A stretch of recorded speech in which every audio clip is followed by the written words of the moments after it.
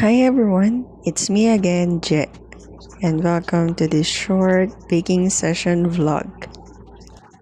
So, as you can see, I'm preparing the ingredients like the chocolates, measuring the butter, and may lumabis na grams, so kailangan kong tanggalin. And then, ayan, dalawang butter kasi yun. So, kailangan tanggalin kasi labis yung grams niya.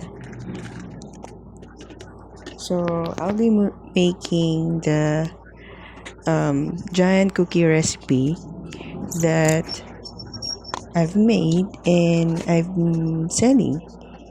So, yan.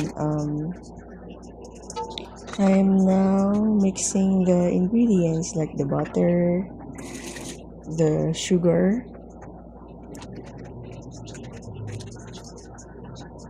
so yan. And while mixing the ingredients and doing the cookie recipe, because I'm going to chill it 24 hours in the fridge,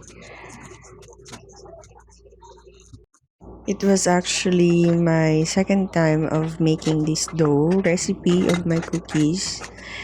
And medyo naka-adjust naman na ako on how to do it.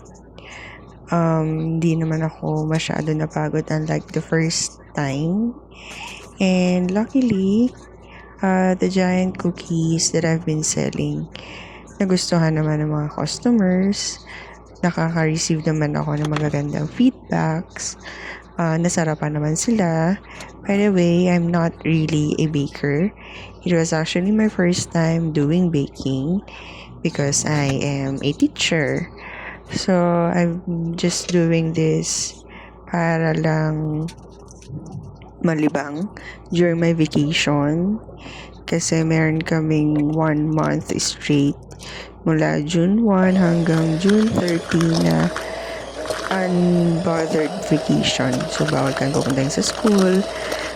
Bawal kami pagawin ng mga different tasks because it's mandated that teachers will have an undisturbed vacation for the whole month of June. So, as you can see, nabago yung background dahil lumipat ako sa likod ng bahay, the dirty kitchen. Lumipat ako doon kasi yung ibang gamit nandoon. So, nandito na tayo sa mixing stage na nagawa ko na yung dough.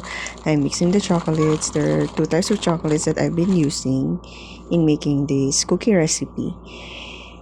And that's it. So, I'll let it rest and sit and be chilled in the fridge for overnight para may bake bukas. So, that's all. Bye!